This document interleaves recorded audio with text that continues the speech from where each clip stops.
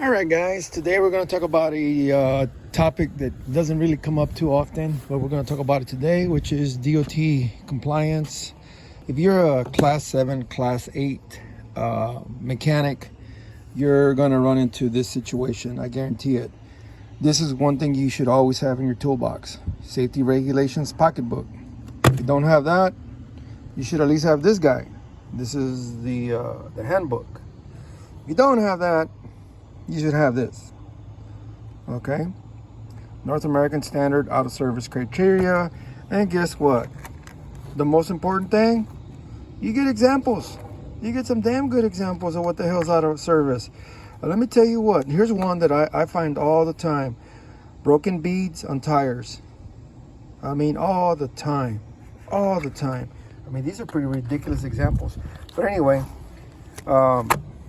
the reason I talk about this is because most of the time we have people that are under constraints of meeting a route, meeting a delivery or whatever, and they push hard on the mechanics to let stuff go out. Now, let me tell you this: don't trust your drivers to do a pre and post. You need to be doing your pre and post inspections yourself. So what does all this boil down to? What it boils down to is that you are responsible for the trucks you work on. So you need to understand what's in service, what's out of service. Right here are the rules. And most importantly, you can actually go to the website for right here, the Federal Motor Carrier Safety Administration. They have a website and they have all these rules on there. Everybody's got a phone. You can Google it. But for whatever reason, I like having the book. This is my favorite book.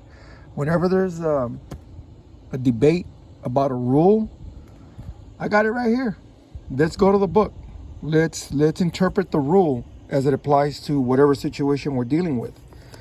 And right here, section 393, you got your different rules. You got all your rules. That's all you need to know. Section 393, just go in there and you can find all your rules.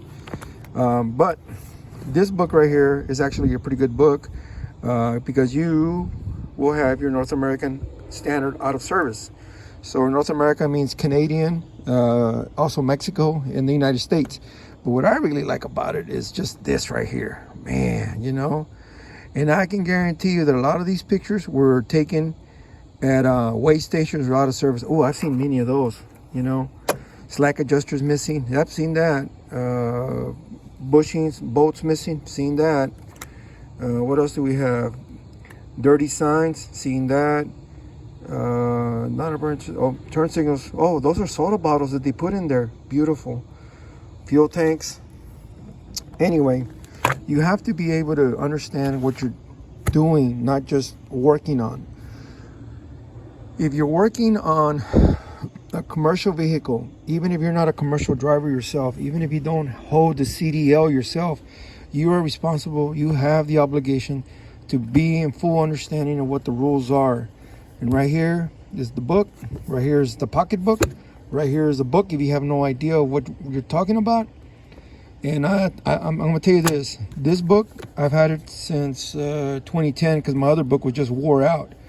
And this book is always within arm's reach of my toolbox because there's always disputes. Because I always have people that want to talk about it's got to roll, it's got to go. You can't get the part, it's going to be overnighted or whatever. People will push you. So anyway, just a quick little video. Hey, let me know if you want to talk more about this. I got more to talk about if you guys are interested.